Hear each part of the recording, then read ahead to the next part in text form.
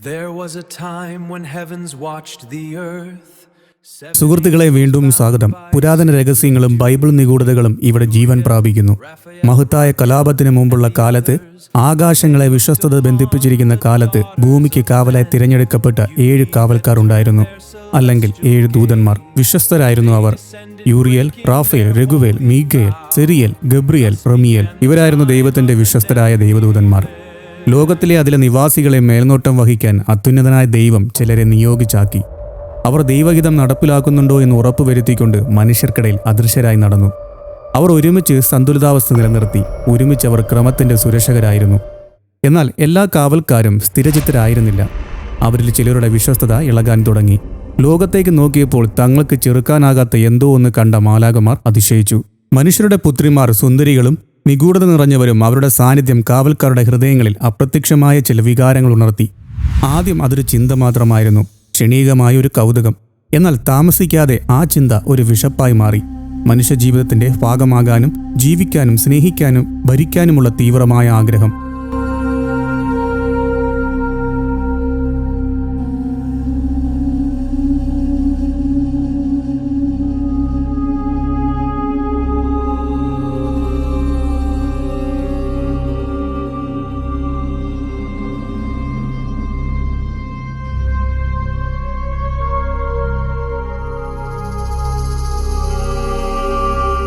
ഭൗമികമായ ആഗ്രഹങ്ങളാൽ ആകർഷിക്കപ്പെട്ടവരിൽ മറ്റെല്ലാവർക്കും മുകളിലായി ഒരു കാവൽക്കാരനുണ്ടായിരുന്നു, സംജാസ. ബഹുമാനിക്കപ്പെടുന്നവനും സ്വാധീനമുള്ളവനും തന്നെത്താനെ കാർന്നു തിന്നാൻ പോകുന്ന ഒരു ആഗ്രഹത്താൽ നയിക്കപ്പെട്ടവനും. താൻ ഒറ്റയ്ക്കല്ലെന്ന് അവൻ അറിയാമായിരുന്നു. സ്വർഗത്തിലും ഭൂമിക്കും ഇടയിലുള്ള അതിരുകൾ കടക്കാനുള്ള നിശബ്ദമായ പങ്കുവയ്ക്കപ്പെട്ട ഒരു ആഗ്രഹം തൻ്റെ സഹപ്രവർത്തകരുടെ കണ്ണുകളിൽ അവൻ കണ്ടു. എന്നാൽ ഇതത്ര നിസ്സാരമായി എടുക്കേണ്ട ഒരു തീരുമാനമായിരുന്നില്ല. സ്വർഗത്തിൽ നിന്നുള്ള വീഴ്ച എന്നാൽ ഭ്രഷ്ടനാകുക, അല്ലെങ്കിൽ സ്വർഗത്തിന്റെ ശത്രുവാകുക എന്നാണ് അർത്ഥം. എന്നാൽ അതിമോഹിയായ സംജാസ ഐക്യം മാത്രമാണ് അവരുടെ ഏക പോംവഴിയെന്ന് അറിയാമായിരുന്നു. മറ്റുള്ളവരെ കൊണ്ട് ലംഘിക്കാനാവാത്ത ഒരു സത്യം ചെയ്യിപ്പിക്കാൻ കഴിഞ്ഞാൽ, അവരെയെല്ലാം ഒരു ഉടമ്പടിയിൽ ബന്ധിപ്പിക്കാൻ കഴിഞ്ഞാൽ, പിന്നെ ആരും പിന്മാറാൻ ധൈര്യപ്പെടില്ല. പ്രത്യാഘാതങ്ങൾ സൃഷ്ടിയുടെ ഘടനയെ തന്നെ കീറിമുറിക്കുമെങ്കിൽ പോലും അങ്ങനെ ആ പദ്ധതി രൂപപ്പെട്ടു. ഒരു സത്യപ്രതിജ്ഞ, ഒരു കലാപം, എന്നേക്കുമായി മാറ്റിയെഴുതപ്പെട്ട ഒരു വിധി. സ്വർഗവും ഭൂമിയും കൂടിച്ചേരുന്ന ഹെർമോൻ പർവ്വതത്തിന്റെ അത്യുന്നതമായ കൊടുമുടിയിൽ സംജാസ അവരെ വിളിച്ചുകൂട്ടി, മുഴുവനും 200 പേരെയും. ആ രാത്രിയിൽ ലോകത്തിന്റെ വിധി മാറാൻ പോകുകയായിരുന്നു. അതൊരു സാധാരണ ഒത്തുചേരലായിരുന്നില്ല. സൃഷ്ടിയെ തന്നെ മാറ്റിമറിക്കുന്ന ഒരു തീരുമാനം എടുക്കുകയായിരുന്നു അവർ. ഒരു നിശബ്ദ കാവൽക്കാരനെ പോലെ നിലകൊള്ളുന്ന ഈ ഹെർമോൻ പർവ്വതം ഇപ്പോൾ ഒരു രഹസ്യയോഗത്തിന് വേദിയായി. മനുഷ്യരെ നയിക്കാനും സംരക്ഷിക്കാനും ഐക്യപ്പെട്ട മാലാഖമാരായ ആ 200 കാവൽക്കാർ അവരുടെ ഏറ്റവും പവിത്രമായ കടമ ലംഘിക്കാൻ പോകുകയായിരുന്നു. അവരുടെ നേതാവായ സംജാസയ്ക്ക് ഈ നിമിഷത്തിന്റെ ഗൗരവം നല്ലപോലെ അറിയാമായിരുന്നു. തൻ്റെ ഒരു വാക്ക് വിശ്വസ്തതയും കലാപവും തമ്മിലുള്ള വ്യത്യാസമാകുമെന്ന് അവൻ അറിയാമായിരുന്നു. അവൻ വെറുമൊരു നേതാവായിരുന്നില്ല, ഒരു സ്വർഗീയ യുദ്ധത്തിന് തീ കൊളുത്താൻ കഴിയുന്ന തീപ്പൊരിയായിരുന്നു അവൻ. ദൃഢനിശ്ചയത്താൽ ജ്വലിക്കുന്ന കണ്ണുകളോടെ അവൻ അവരെ നോക്കി പറഞ്ഞു, നമ്മൾ അവരെ വേണ്ടത്ര കാലം നിരീക്ഷിച്ചു കഴിഞ്ഞു. മനുഷ്യർ ദുർബലരും സുന്ദരന്മാരും ചൈതന്യവും പോരാട്ടവീര്യം നിറഞ്ഞവരുമാണ്. എന്നിട്ടും അവരോടൊപ്പം ചേരുന്നത് നമുക്ക് വിലക്കപ്പെട്ടിരിക്കുന്നു. അവർ അനുഭവിക്കുന്നത് അനുഭവിക്കാൻ നമുക്ക് അവകാശമില്ല. അവരുടെയും നമ്മുടെയും വിധി മാറ്റാൻ നമുക്ക് ശക്തി ഉണ്ടായിരിക്കെ നാം എന്തിനു മാറി നിൽക്കണം? ചില കാവൽക്കാർ അസ്വസ്ഥരായി അനങ്ങി. ഇതൊരു ക്ഷണീകമായ ചിന്തയല്ല, അതൊരു പദ്ധതിയായിരുന്നു. അപകടകരമായ ഒന്ന്. തങ്ങളുടെ കടമ ഉപേക്ഷിച്ച് സ്വന്തം ആഗ്രഹങ്ങളെ പിന്തുടരാനുള്ള പദ്ധതി. തന്റെ വാക്കുകൾ ആരും കേൾക്കാതിരിക്കാൻ അവൻ ശബ്ദമുയർത്തി, സർവശക്തൻ നമുക്ക് മനുഷ്യർക്ക് മനസ്സിലാക്കാൻ കഴിയാത്ത അറിവും ജ്ഞാനവും നൽകി. എന്തിനത് പാഴാക്കണം? എന്തുകൊണ്ട് അവരെ പഠിപ്പിച്ചുകൂടാ? നമുക്കറിയാവുന്നത് എന്തുകൊണ്ട് പങ്കുവെച്ചുകൂടാ? ഒന്ന് സങ്കല്പിച്ചു നോക്കൂ. മനുഷ്യർ സ്വർഗത്തിന്റെ രഹസ്യങ്ങൾ പഠിക്കുന്നു. ആയുധങ്ങൾ, മന്ത്രവിദ്യ, അധികാരം. നമുക്ക് അവരോടൊപ്പം ഭരിക്കാം. നമ്മൾ അവരുടെ കേവലം കാവൽക്കാർ മാത്രമല്ല, വഴികാട്ടികളുമാകാം.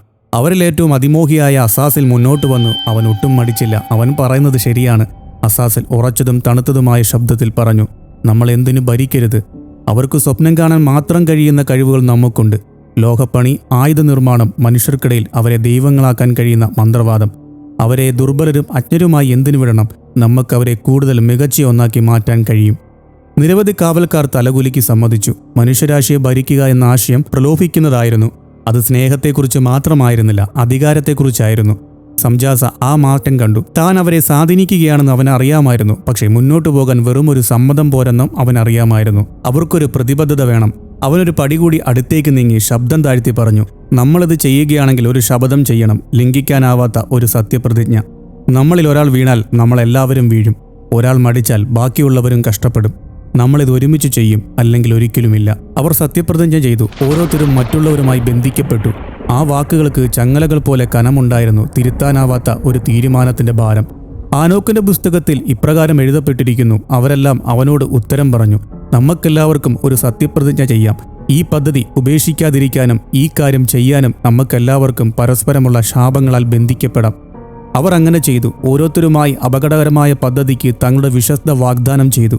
അവരുടെ വിധി നിർണയിക്കപ്പെട്ടു. പർവ്വതം തന്നെ ഞെട്ടിവിറച്ചതുപോലെ കാറ്റ് അവർക്ക് ചുറ്റും അലറി വീശി. ആ നിമിഷത്തിൽ അതിർത്തി ലംഘിക്കപ്പെട്ടെന്ന് സ്വർഗമറിഞ്ഞു. കാവൽക്കാർ അവരുടെ വഴി തിരഞ്ഞെടുത്തു കഴിഞ്ഞു. ഇനി ഒന്നും പഴയതുപോലെ ആകില്ല. ശപഥം പൂർത്തിയായതോടെ സംജാസ തന്റെ സഹവിമതരെ നോക്കി. അവർ ഇനി വെറും കാവൽക്കാരല്ല, വിലക്കപ്പെട്ട ഒരു പുതിയ യുഗത്തിന്റെ നേതാക്കളാണ്. ഹെർമോൻ പർവ്വതത്തിന്റെ ഇരുട്ടിൽ ആ മഹത്തായ കലാപം ആരംഭിച്ചു. തിരിച്ചുപോക്കില്ലെന്ന്, പാപമോചനമില്ലെന്നും കരുണയില്ലെന്നും അവർക്കറിയാമായിരുന്നു.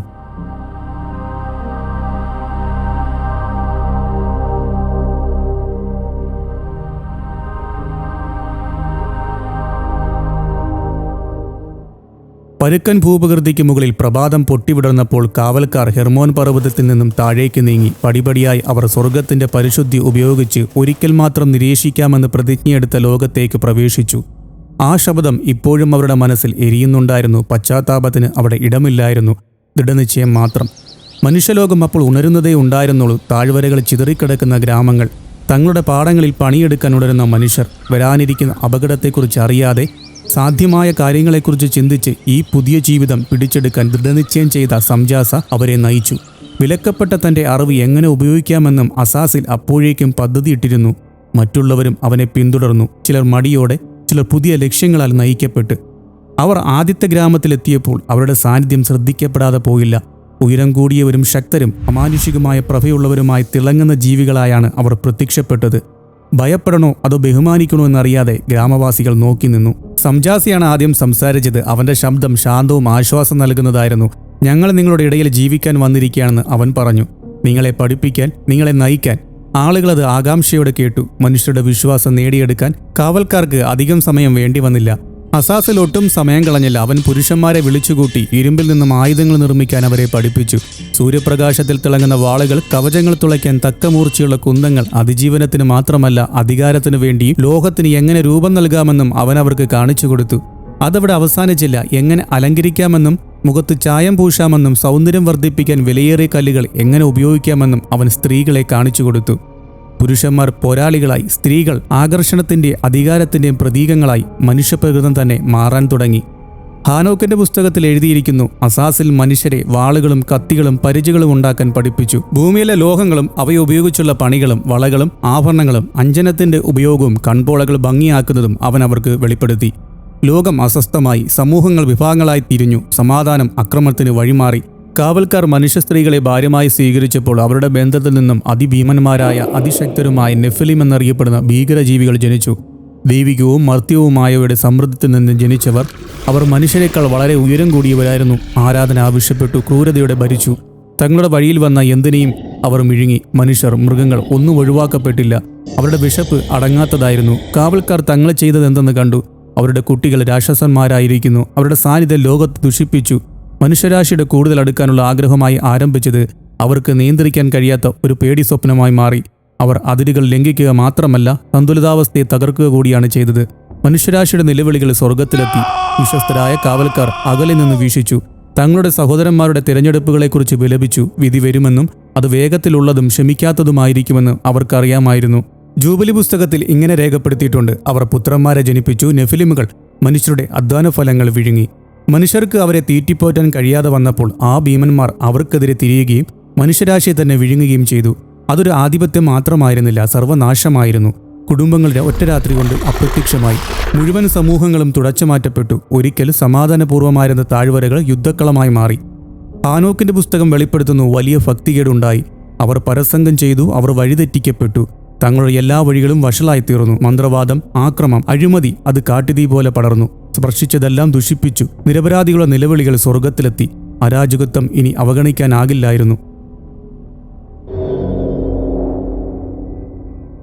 പർദീസിയുടെ കാവൽക്കാരനായ ഗബ്രിയേൽ നാശം പടരുന്നത് കണ്ട് ഇത് തുടരാനാവില്ലെന്ന് അവൻ അറിയാമായിരുന്നു. ശേഷിക്കുന്നതിനെങ്കിലും രക്ഷിക്കാൻ ഒരു വഴി കണ്ടെത്തണമെന്ന് അവൻ അത്യുന്നതനോട് അപേക്ഷിച്ചു. മഹാനായ പോരാളി മീഗേൽ യുദ്ധത്തിന് തയ്യാറെടുത്തു. കലാപം അതിരുകടന്നുവെന്ന് അവൻ അറിയാമായിരുന്നു. അവൻ സ്വർഗീയ സൈന്യത്തെ വിളിച്ചുകൂട്ടി. എന്നാൽ യുദ്ധം പൊട്ടിപ്പുറപ്പെടുന്നതിന് മുമ്പ് മുകളിൽ നിന്നൊരു തീരുമാനം വന്നു. വിധി വരും, അത് അന്തിമമായിരിക്കും. സർവശക്തൻ സന്ദേശം അയച്ചു. അഴിമതി തുടച്ചുമാറ്റപ്പെടും. ലോകത്തെ ശുദ്ധീകരിക്കാനുള്ള ഏക വഴി ആദ്യം മുതൽ തുടങ്ങുക എന്നാണ്. ഒരു പ്രളയം ദുഷ്ടതയെ തുടച്ചുമാറ്റുകയും ഭൂമിയെ ശുദ്ധീകരിക്കുകയും മനുഷ്യരാശിക്ക് രണ്ടാമതൊരു അവസരം നൽകുകയും ചെയ്യുന്നുവെന്ന് വിധിയെഴുത്ത് ആസന്നമാണെന്ന് വിശ്വസ്തരായ കാവൽക്കാർക്ക് അറിയാമായിരുന്നു. കലാപം അടിച്ചമർത്തപ്പെടും, പക്ഷേ പ്രത്യാഘാതങ്ങൾ ഇല്ലാതെയാകില്ല. ആകാശം ഇരുളുകയും ഭൂമി വിറയ്ക്കുകയും ചെയ്തപ്പോൾ വരാനിരിക്കുന്ന ക്രോധത്തിനായി മനുഷ്യരാശി തയ്യാറെടുത്തു. വിധി പ്രഖ്യാപിക്കപ്പെട്ടു. കടമ മറന്ന കാവൽക്കാർ ശിക്ഷിക്കപ്പെടും. വിലക്കപ്പെട്ട ബന്ധങ്ങളിൽ നിന്നും ജനിച്ച ഭീകര സന്തതികളായ നെഫിലിമുകൾ ഭൂമുഖത്തു നിന്നും തുടച്ചുമാറ്റപ്പെടും. പ്ലേഗ് പോലെ പടർന്ന അഴിമതി അവസാനിച്ചേ മതിയാകൂ. അത്യുന്നതൻ പ്രധാന മാലാഖമാരോട് പ്രവർത്തിക്കാൻ കൽപ്പിച്ചു. രോഗശാന്തി നൽകുന്നവനായ റാഫേലിനെ അസാസിലിനെ ബന്ധിക്കാൻ അയച്ചു. മനുഷ്യരെ യുദ്ധരഹസ്യങ്ങളും ആയുധ നിർമ്മാണവും അവരുടെ ആത്മാവിനെ ദുഷിപ്പിക്കുന്ന മന്ത്രവാദവും പഠിപ്പിച്ചത് അസാസിലായിരുന്നു. അവന്റെ ഇരുണ്ട അറിവിനെ ബഹുമാനിക്കുന്നവരാൽ ചുറ്റപ്പെട്ട് മരുഭൂമിയിൽ ഒളിച്ചിരിക്കുകയായിരുന്നു അസാസിലിനെ റാഫേൽ കണ്ടെത്തി. ഒട്ടും മടിക്കാതെ റാഫേൽ അവനെ ആക്രമിച്ചു. കയ്യും കാലും ബന്ധിച്ചു ഇരുട്ടിലേക്ക് വലിച്ചെറിഞ്ഞു. ചങ്ങലകളാൽ ബന്ധിക്കപ്പെട്ട് അന്തിവിധി നാൾ വരെ അസാസിൽ അവിടെ തുടരും. ഹാനോക്കിന്റെ പുസ്തകത്തിൽ എഴുതിയിരിക്കുന്നു, കർത്താവ് റാഫേലിനോട് പറഞ്ഞു, അസാസിനെ കയ്യും കാലും ബന്ധിച്ച് ഇരുട്ടിലേക്ക് എറിയുക. മരുഭൂമിയിൽ ഒരു ധാരമുണ്ടാക്കി അവനെ അതിലെറിയുക. അതേസമയം സ്വർഗീയ സൈന്യത്തിന്റെ വലിയ സേനാനായകനായ മീഗേൽ സംജാസയ്ക്കും അവന്റെ അനുയായികൾക്കുമെതിരെ ആക്രമണം നയിച്ചു. അവർ ജ്വലിക്കുന്ന പ്രകാശത്തോടെ അവരിലേക്ക് ഇറങ്ങിച്ചെന്നു. വിമതരായ കാവൽക്കാരെ ഭയത്തിലാഴ്ത്തി. സംജാസ തന്റെ സഹോദരന്മാരെ ഒന്നിപ്പിക്കാൻ ശ്രമിച്ചെങ്കിലും അവർക്ക് പിടിച്ചു നിൽക്കാനായില്ല. വീണുപോയ മാലാഖമാർ ഓരോരുത്തരായി വീഴ്ത്തപ്പെട്ടു. അവരുടെ ശക്തി തകർന്നു. അവരെ ബന്ധിച്ച് പാതാളത്തിലേക്ക് വലിച്ചെറിഞ്ഞു. കണക്കെടുപ്പിന്റെ ദിനം വരെ അവിടെ അവർ തടവിലാക്കപ്പെട്ടു. എന്നാൽ ഭൂമിയെ നശിപ്പിച്ച ഭീമന്മാരായ നെഫിലിമുകളെ വെറുതെ ബന്ധിപ്പിക്കാൻ കഴിയില്ലായിരുന്നു. അവരുടെ അസ്തിത്വം തന്നെ ഒരു അബദ്ധമായിരുന്നു. അവരുടെ അഴിമതിയിൽ നിന്നും ഭൂമിയെ ശുദ്ധീകരിക്കാൻ സർവശക്തൻ ഒരു വലിയ പ്രളയം വിധിച്ചു.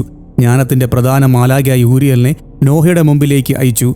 അവിടെ ഒരു പെട്ടകം പണിയാൻ കൽപ്പിച്ചു. കാരണം പ്രളയജലം വരും, നീതിമാന്മാർ മാത്രമേ രക്ഷിക്കപ്പെടുകയുള്ളൂന്നും കൽപ്പിച്ചു. വെള്ളമിറങ്ങി അഴിമതിയിൽ നിന്നും ശുദ്ധീകരിക്കപ്പെട്ട ഒരു ലോകം അവശേഷിച്ചു. ഒരു കാലത്ത് ഉഗ്രന്മാരും ശക്തരും ഭയപ്പെടുത്തുന്നവരുമായിരുന്ന നെഫിലിമുകൾ ഇല്ലാതായി. അവരുടെ അസ്ഥികൾ ചെളിക്കും അവശിഷ്ടങ്ങൾക്കും അടിയിൽ ചിതറിക്കിടക്കുന്നു. എന്നാൽ അവർ മനുഷ്യരാശിയിൽ അവശേഷിപ്പിച്ച മുറിവുകൾ അത്ര വേഗം മാഞ്ഞു പോകില്ലായിരുന്നു. അതിജീവിച്ച ചുരുക്കം ചിലർ ഭീമന്മാരെക്കുറിച്ചും ആകാശത്തുനിന്ന് ഇറങ്ങി വന്ന തങ്ങളുടേതല്ലാതെ സ്വന്തമാക്കിയ മാലാഖമാരെക്കുറിച്ചും കഥകൾ മന്ത്രിച്ചു. തങ്ങളുടെ ലക്ഷ്യത്തെ വഞ്ചിക്കുകയും ഭൂമിയിൽ നാശം വിതയ്ക്കുകയും ചെയ്ത ദിവ്യജീവികളെക്കുറിച്ച് അവർ സംസാരിച്ചു. തലമുറകൾ കടന്നുപോയപ്പോൾ ആ കഥകൾ ഇതിഹാസങ്ങളായി, മറന്നുപോയ ഒരു ചരിത്രത്തിന്റെ ശകലങ്ങളായി മാറി. എന്നാൽ വീണുപോയ കാവൽക്കാർ തടവിലാക്കപ്പെട്ടു. പാതാളത്തിൽ ചങ്ങലകളിൽ ബന്ധിക്കപ്പെട്ടു. ഒരു കാലത്ത് അവർ ആധിപത്യം പുലർത്തിയിരുന്ന ലോകത്തുനിന്നും മാറ്റി നിർത്തപ്പെട്ടു. അസാസിൽ ഇപ്പോഴും ഇരുട്ടിൽ ബന്ധിക്കപ്പെട്ടിരിക്കുന്നു. സംജാസ ഏറ്റവും ആഴത്തിലുള്ള കുഴിയിൽ തടവിലാക്കപ്പെട്ടിരിക്കുന്നു. അവരുടെ ശിക്ഷ കഠിനമായിരുന്നു. അത് അന്ത്യവിധി നാൾ വരെ നീണ്ടു നിൽക്കും.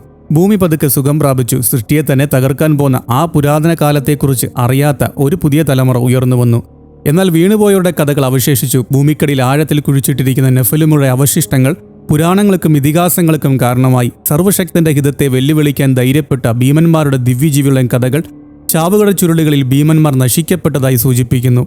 എന്നാൽ അവരുടെ ആത്മാക്കൾ അവശേഷിക്കുന്നു. ഒരിക്കലും കണ്ടെത്താനാവാത്ത മോക്ഷം തേടി അലഞ്ഞുതിരിയുന്ന ആത്മാക്കളായി ഭൂമിയിൽ അലഞ്ഞുതിരിയുന്നു.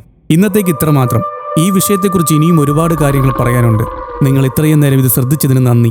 ഈ വിഷയത്തെക്കുറിച്ച് നിങ്ങളുടെ ചിന്തകളും അഭിപ്രായങ്ങളും താഴെ കമൻറ്റ് ചെയ്യാനും ഈ അറിവ് മറ്റുള്ളവരിലേക്ക് എത്തിക്കാനും ലൈക്ക് ചെയ്യാനും ഷെയർ ചെയ്യാനും ഞാൻ നിങ്ങളെ പ്രോത്സാഹിപ്പിക്കുന്നു. ഉണർന്നിരിക്കുക, അറിവുള്ളവരായിരിക്കുക, സുരക്ഷിതരായിരിക്കുക. ഉടൻ തന്നെ മറ്റൊരു വിഷയമായി നമുക്ക് വീണ്ടും കാണാം.